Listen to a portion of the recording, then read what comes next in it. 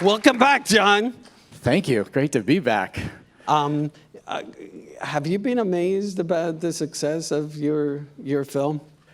Yeah, I think it's been, for both Molly and I think it's been very overwhelming, but also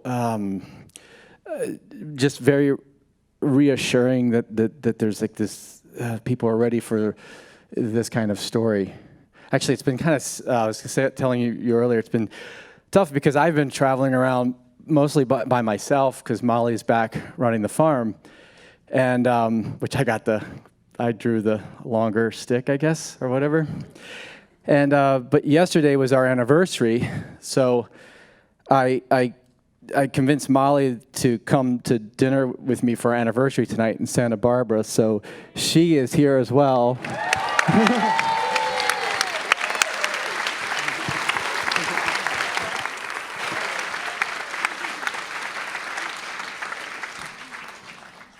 Happy anniversary. It was 2 days ago. Who's counting? Oh, okay. That's very sweet. Thank you both for being here. Who's looking after the farm? Bodie, yeah. We have a really great team now. It's been 8 years, and a lot of the interns that you saw in the film, and it's not just them, but we've hired a lot of them over the years as they've been trained, and they've been through the rhythms with us now. So there's a lot more. We can actually go away for 24 hours and not feel like, just not during fire season, but feel okay.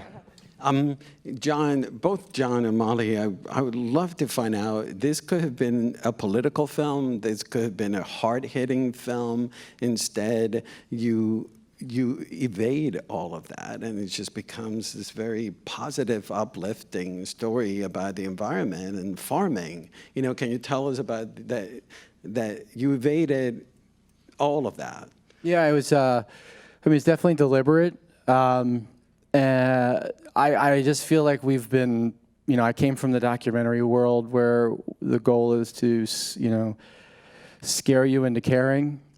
And I think what I've seen that do is create a polarization around something that we are mutualistically dependent upon. And I feel like the reason that Inconvenient Truth and all these other films that scare us and create this divide and the separation, the reason they don't work is because, in my opinion, at least they're not right for this time, is because I think the thing that's going to change it is not fearing it, but falling in love with it and valuing it on a deeper level that's very personal. And I was never given the experience to see how this interconnected web of nature exists on our behalf in a way that we can become stewards of consciously. And I wanted to be a part of telling that story. And so we didn't even use the word like biodynamic, and I didn't use any certification terminology, because even that has become like this religious sort of debate and divide between permaculture, biodynamics, and holistic, and ROC, and all this stuff. And it's not the essential thing that is going to. Wendell Berry said it best, it all turns on affection. And, Molly, this is a very personal storytelling voice that John chose to take on this film. Were you self-conscious that the cameras were on through this past year project? Yeah. I grew up with a dad who was always taking pictures, that was his hobby. And then I've been married to John and with him for a very long time, so he always just has a camera, that's just what he does. And it was always a small crew that was just with us and part of us, that they were literally farmers too, many times. And so that wasn't a problem. I didn't really think about that. And then when he had the birth footage was the first time that I was like, oh, wow, that's really interesting. But I really trust John, and I had to very early on, once he started cutting things, say, I trust him. I know it's going to be beautiful. I know it's going to be thoughtful and purposeful, and just let go. But there were no things that you had told him. I said, there's certain things I don't want. No, yeah, I don't think so. 2 weeks ago, she got, this is terrible, but it ended well. She got attacked by a swarm of bees, her and our son. And it stung her right here and here, and her whole face swelled up, and she just asked that I not post that picture for a couple of weeks. Yeah. I was okay that he took the picture, but I was like, just give me a minute. Which I think it's like the end of the 2 weeks now, so. Yeah. Most people in the audience, John, when I introduced the film, you told me this before. You recorded film for 8 years, but it wasn't until like the 5th year that you started to understand that you actually had a film. Why start documenting? You know, what was the purpose that you started documenting from the first point? Yeah, I think it was a bit in denial that I was ever going to make a film because I feared that if I said I was going to make a film, then I would have to do it, and there would have to be an end, and I really wasn't sure. I didn't want to make a story about Molly and I floundering around, fish out of water, because that was too real, and I didn't know if this way of farming was going to work. And so I was desperately looking for who the Keystone players were. Like, they talk about ecosystems being based on these Keystone players like starfish and hummingbirds, and they're like these indicator species, and once you take them out of an ecosystem, you begin to see an ecosystem collapse because they serve specific roles that can only be handled by them. And so I was like, well, who are the Keystone players in this if this is going to come back to life? And it wasn't until year 5 that I was able to identify some of who those Keystone players were, like indicators for us. And then I admitted that, okay, I have a story, and I could see the characters that we would use to sort of communicate the story at year 5. And what was the turning point? I mean, you said there were Keystone players, but what happened in the fifth year? The 5th year, it was like quite crazy. Alan always said that too. He'd say like by the 5th or 7th year, like he had this whole thing, and he's like, by year 1 and year 2, you're going to be full of all this enthusiasm and excitement. By year 2 and 3, you're not going to be able to say my name without cussing. Sadly, we didn't know that he was also going to die then, so we did cuss his name quite a bit. But while mourning, because we were so scared. And then he said, by year 5, you're going to see the purposeful return of diversity. And, you know, he said, by year 8, 9, 10, you're going to wonder why no one else is farming in this way. And I don't know if we're completely there yet. But I definitely feel that we're seeing that, like, oh my gosh, how can you not see that this is a way? That we have this incredible potency as the human force of nature to regenerate biodiversity in a shorter period of time than we were destroying it without consciousness. I mean, it's profound to me that we took a farm that had been extractively farmed for 45 years, and as novices, returned it to better than what it was in 7. I mean, if there's any hope that I have for humanity and our relationship to the planet, it's that consciousness has incredible force and power. You know, following on what you just said, John, Molly, it was your inspiration to go and do this farm. And people that have seen this film tell me things like, this is a blueprint for better living. This is a blueprint for a healthier planet as they come out from seeing this film. Hearing that, how does it feel that you guys have done this?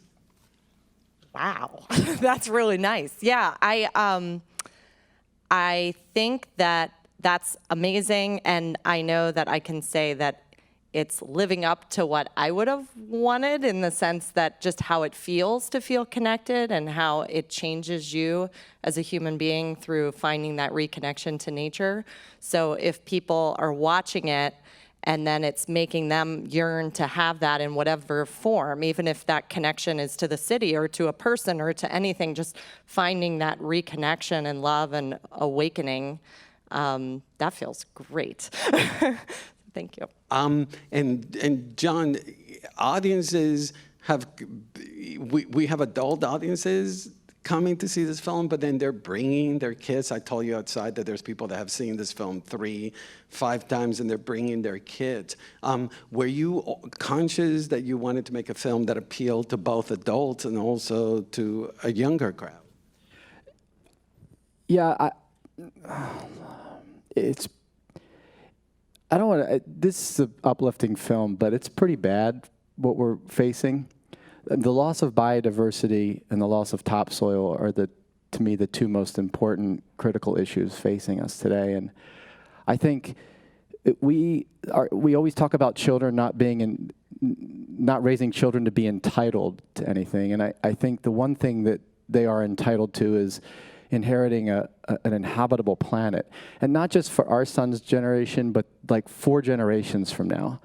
And so I want them to know what exists within a biologically diverse system, and that it's possible to regenerate. I want them to have that myth in their mind and that story to be able to recall. And to me, more than anything, they were the most important audience. I mean, like, if you were to ask me what my dream is my dream is that this film is shown in every school in the United States and around the world.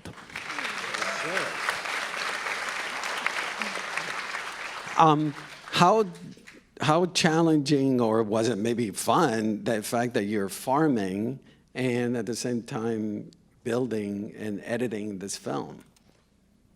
That part was hard.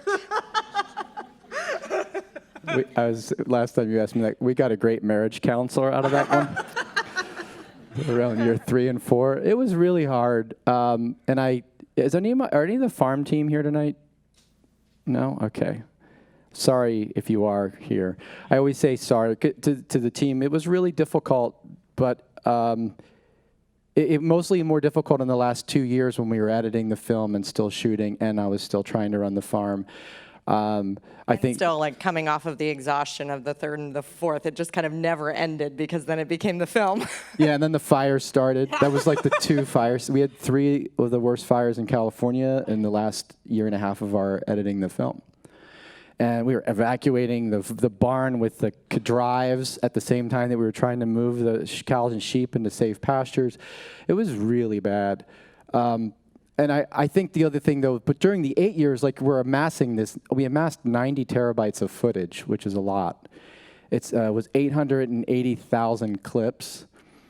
But that was over the period of 8 years. So it wasn't like we shot 8 hours a day. We just, a few minutes a day, and it kind of built into that. Yeah, it was incredibly difficult. I don't think I could do it again to the degree that I did without some structure changes, which we're trying to work out so that I don't cause problems on the farm. And I've seen the film several times now, and it boggles the mind that you do that night footage, and you were doing the night footage months and months and months in advance. What was ultimately the purpose of documenting all this stuff if you were not going to make a film? Well, I think that by that time I had already kind of known that I was probably heading in that direction. But we were also the night footage originally started as trying to solve a problem. We were trying to see if we could get a count on how many coyotes there were. And these cameras were like $150 to shoot that, which is fairly inexpensive when we were thinking about that we might have to shoot every coyote, that would cross our path. And so we just said, let's just see what's out there. And so we set these cameras up all over the place, and we would go through it, and I would get like these wide-eyed, like our interns would be like, oh my God, you got to see what we just caught on the camera. And we were like realizing this farm was completely alive at night. And we didn't even know, I didn't know really what a badger looked like. You know what a badger is? Looks like a corgi. If you have a corgi, you know how mean they are, and they're like as mean as a corgi. But badgers eat gophers, and we didn't know that. But then we learned that, and we saw weasels. We didn't know we had that many weasels, and gopher snakes were things that a lot of times the orchard guys didn't know the difference between a gopher snake or a rattlesnake, so they would just kill it. So we were then able to say, don't kill this snake. This snake actually is really good. So it was like informing us in a way. And then we just kept doing it for years after that. And he truly, it had been given up when we moved to the farm, because I can remember Alan pointing out this huge erosion piece, which would have been so wonderful to have on camera, and saying, John, you need to shoot this, with a lot of curse words in there too. And John saying, no, I don't want to get into it. So there was a lot of stuff in that first year that was even worse. And you know, Molly, you've documented that you've built an immune system through biodiversity. Did you always know that this was going to be the case, or was just a pipe dream that you wanted? I mean, yeah, I am. Yeah, I think that I just wanted the idea so badly of farming in the most like healthful way possible and most respectful way possible. And so it was like there was no B plan in my head for sure. And so that was, if you say, did I think it would be successful? I don't think I thought about anything other than the fact that I got to do it. So it was like, that was definitely the way she thought about That it. huge, big lesson that the film gives us, that in order to create, you know, an immune system to the environment, is the biodiversity. yeah, I would say that the depth of what you're talking about now, I learned through the experience of doing.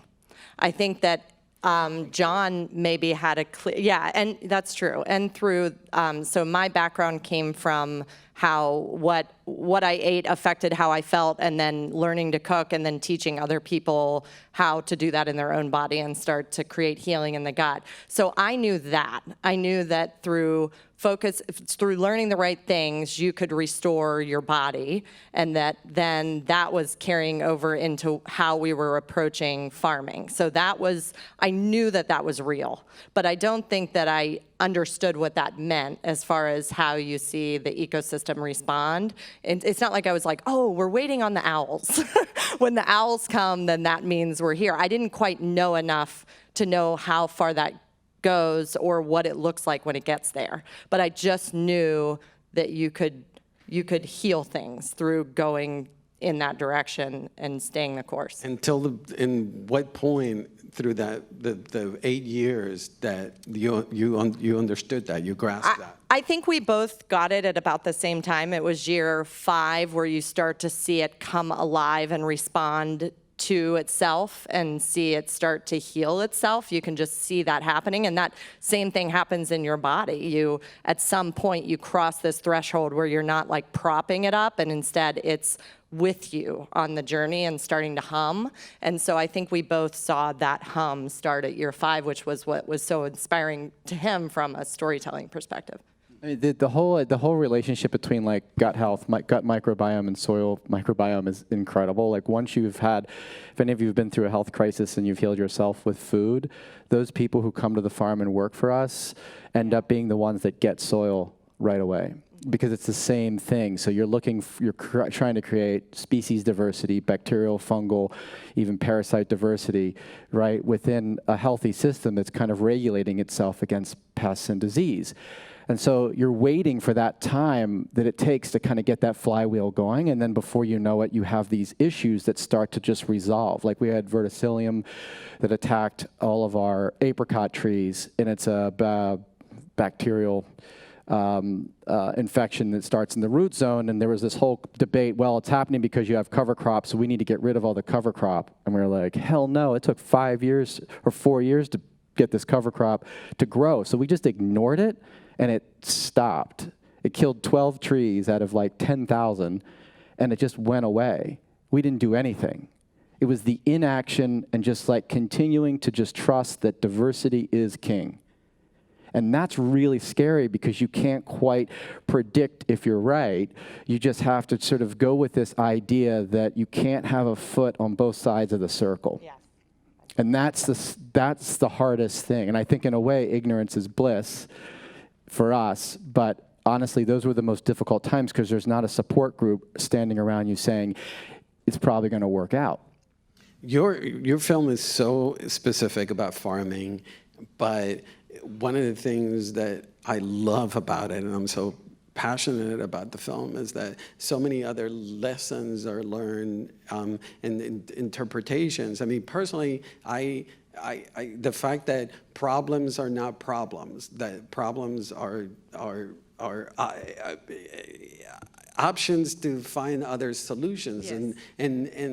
And is that something that you learned through the process, or something that you've always, both of you, that was your philosophy? I think Molly was talking about it earlier. Like, I think we're all searching for meaning and purpose in our lives. And the thing that I think's been left out of the conversation in that pursuit is the importance of reconnection, whether it be to nature or to people around you. But the way you reconnect is through this, what we had to learn is this, you have to admit your vulnerability. That's really hard because you can't receive help without sort of knowing that you are, or a willingness to admit that vulnerability and allow people to come into your life and actually help you. And that form of reconnection ultimately creates like the greatest forms of innovation, because now you're bound together and unified around a single purpose. And we have to admit our vulnerability all the time with the farm and say that we don't know why it's happening and we don't know how to fix it. And that actually is what makes us farmers. We realize that now, like being able to admit that we don't know, but also being willing to sort of sit with it and watch it for long enough to allow the ecosystem to start giving us these clues of how we can kind of converge on it, triangulate in on a problem in a non-overly invasive way that creates so much collateral damage, it deregulates the auto-regulating diversity sort of keystone. So I think that there is a lot of life philosophy that goes back and forth. And I often say, like, I feel like all of life's riddles can be answered the more deeply you look into nature, you see your entire existence mirrored back. Molly, in the 8 years of the farm, what was to you the most difficult or challenging thing that happened?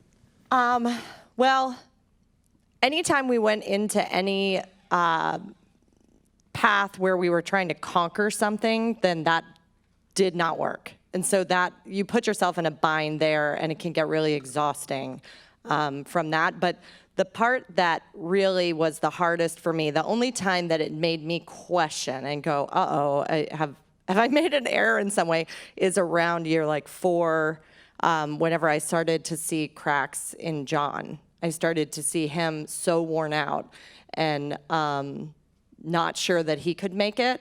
And then I started thinking, what if my idealism has caused John to crack? And that I don't think I would have been able to be okay with. And so it started making me question myself and doubt. It's like, as long as he had a little bit of hope, I could have a lot of hope. But as soon as that went to nothing, then my whole world fell apart. It was actually, so she kept saying to me the issue that was causing me to almost crack, which drove us into couples therapy. She would say, you should at least film this. And it's called Morning Glory. Have you ever heard of this stuff? Bindweed. So Morning Glory climbs everything. It just sort of takes over. And we had 100 acres of Morning Glory. It was really bad, and we were spending a lot of time and energy and money pulling it. And I went online to really try to understand, and it's like the first thing it says, well, it devalues the property value of your land when you have this, and we had created the perfect conditions for it. But we ended up coming up with some solutions which were very aggressive, but they were so scary to sort of take on. I won't go into it here, but I'm happy to explain it afterwards or something. But that's the whole thing, is that every time we were like really scared, and I learned this from pigs. I was reading a Temple Grandin book the other day, and she was talking about this study in pigs that when they took away the pig's ability to be curious, it raised their anxiety and their fear. But the way that they manage fear is through curiosity. And like, we could apply that to every single moment where we thought we were going to actually fail. It was when we were paralyzed in fear. If we were able to sort of find the energy for curiosity, all the fear went away, and we started to find connection again.